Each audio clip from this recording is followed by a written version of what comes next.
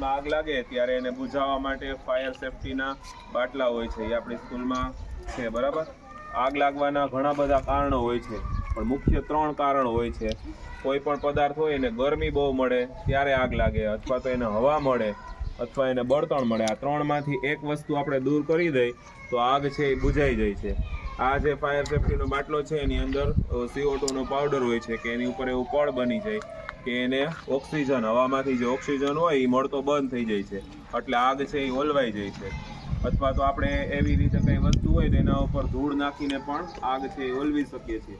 પણ બધા જ પ્રકારની આગમાં ધૂળ છે એ કામ આવે નહીં. ત્યારે આ જે બાટલો છે એ 3ય ગમે તે પ્રકારની આગ લાગી હોય તેમાં છે એ કામ આવે છે. તો એમાં કેવી રીતે હોય છે કે આમાં એક સેફટી લોક હોય છે.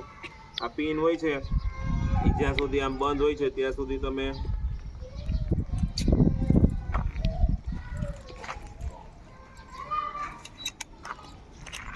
આમ બંધ હોય ત્યાર સુધી આને પ્રેસ કરો તો થાય નહીં, બરાબર. આમ નળી લઈ જઈને આમ કરીએ પ્રેસ, પણ આ પિન છે ને એને પહેલાં લોકને ખોલવાનો અને પછી જે જગ્યાએ આગ લાગી હોય ત્યાં આને જરાક પ્રેસ કરશો એટલે આપણે હમણાં આગ લાગી છે ત્યાં કરીને જોશું